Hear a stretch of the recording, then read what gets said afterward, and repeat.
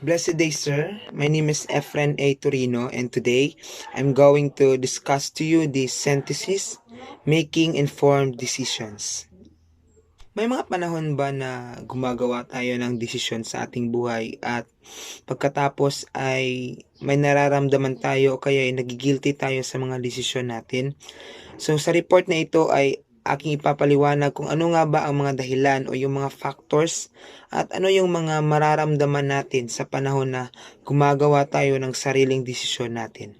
So we have been introduced to four major ethical theorems or frameworks, which are utilitarianism, natural law of ethics, Kantian deontology, and virtue ethics. None of this is a definitive or final. So it means that each represent the best attempt of the best thinkers in history to give fully thought out answers to the question, what ought I to do and why would I to do so?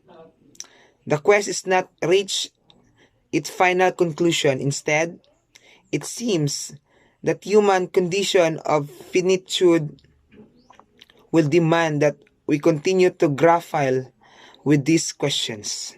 Always remember these preceding chapters clarified several notions. So there are three. So first is that these questions of what the right thing to do is and why are questions that all human beings, regardless of their race, age, socioeconomic class, gender, culture, and educational attainment, religious affiliation, and political association will have to ask at one point or another in their lives. Second, neither the laws nor rules of one has immediate community or of wider culture of the religious affiliation can sufficiently answer this question, especially when different duties, cultures, or religious intersects and conflicts. And third is that reasons has the role to play in addressing these questions, if not in resolving them. This last element, which is the reason, is the power that identifies the situation in which the rules and principles sometimes conflict with one another.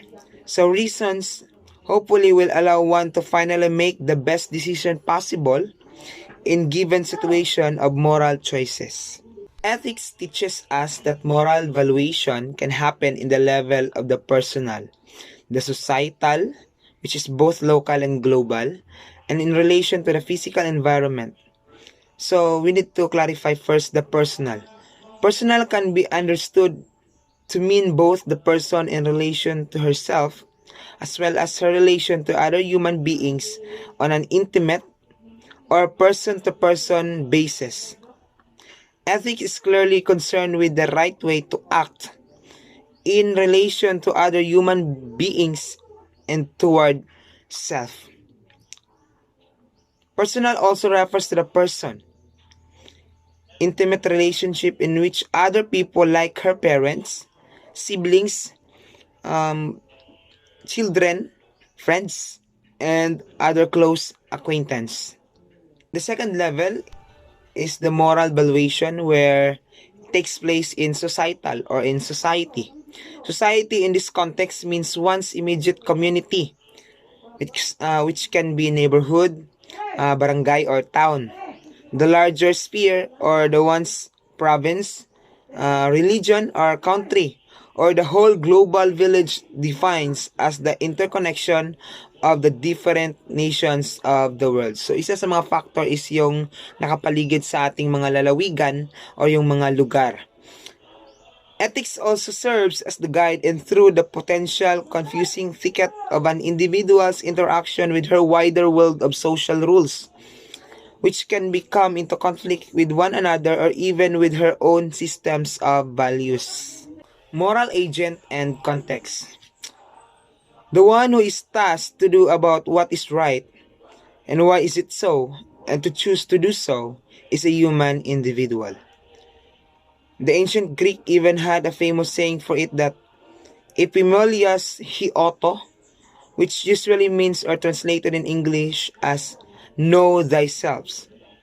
In response to this age-old philosophical challenge, the Filipino philosopher Ramon C. Reyes, writing his essay, Man and the Historical Action, succinctly explained that who one is a cross point. Reyes identifies four cross points. So we have philosophical, interpersonal, social, and the historical. So first we need to clarify what is physical. Huan is firstly the function of physical events in the past and material factors in the present that one did not have the choice in. You are a member of the species Homo sapiens and therefore possesses the capacity and limitations endemic to human beings everywhere. Second is an individual is also the product of an interpersonal crosspoint of man, events, and factor outside of one's choosings. One did not choose her own parents, and yet her personality, character traits, and her overall way of doing things and thinking about the things have all been shaped by the character of her parents and how they brought her all playmates and eventually workmates. The third crosspoint for Reyes is the societal. It is shaped by one's society. The term society here pertains to the element of the human groups as opposed the natural environment, the one that is the member of the culture. And its varied aspect is included here.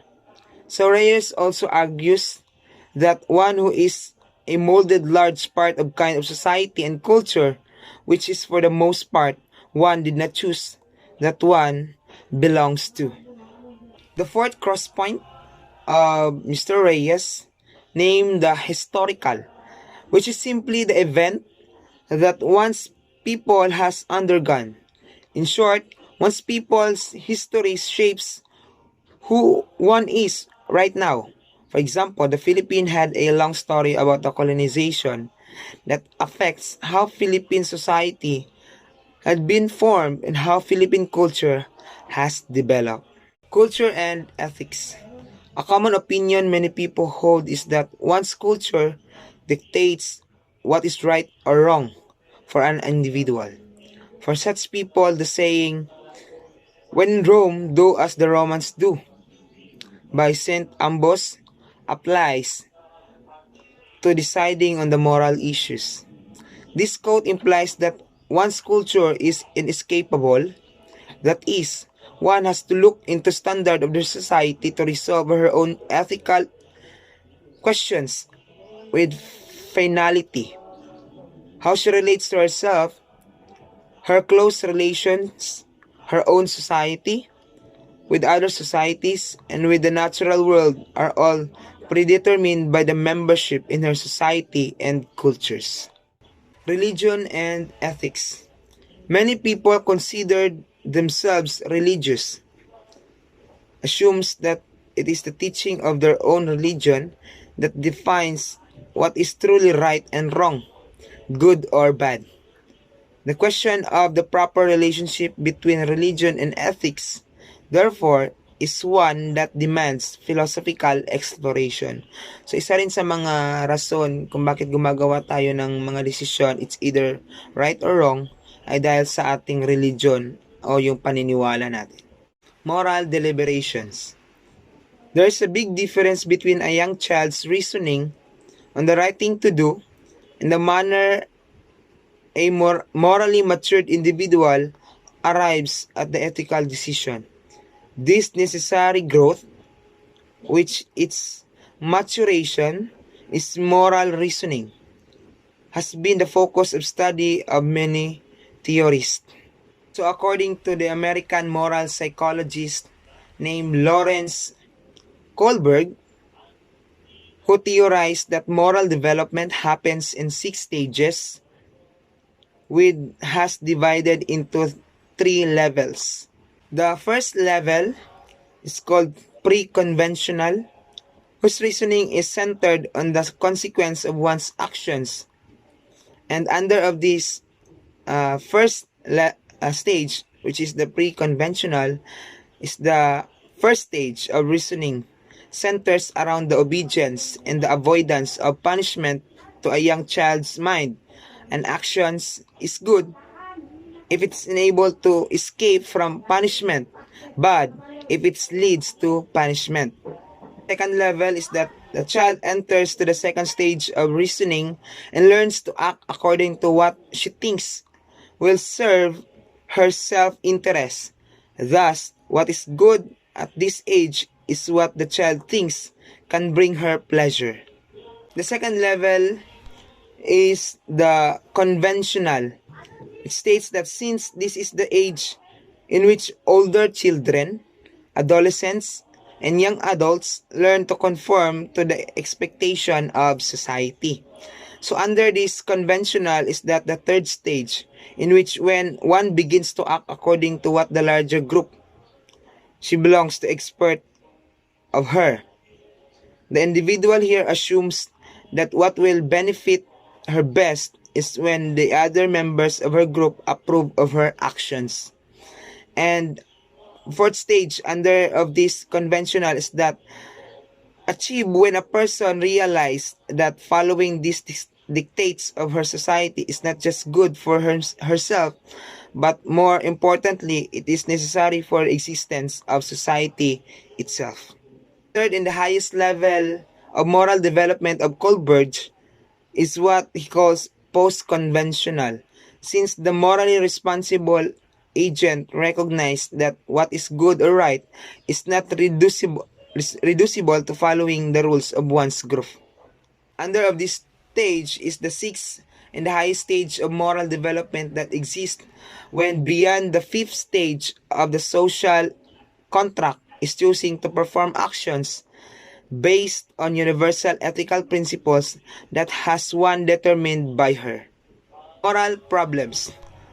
What must a morally mature individual do when she is confronted with a moral problem?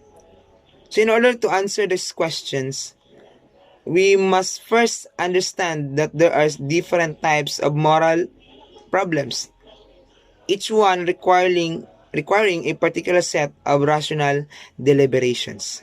Step or the first deliberation is that we ought to take if there is a potential ethical issue to determine our level of involvement in the case at hand.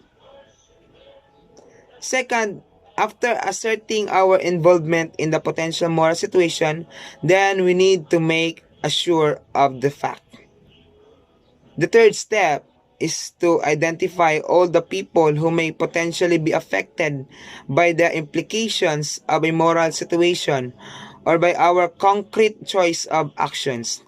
Those people who are affected are called stakeholders in a particular cases.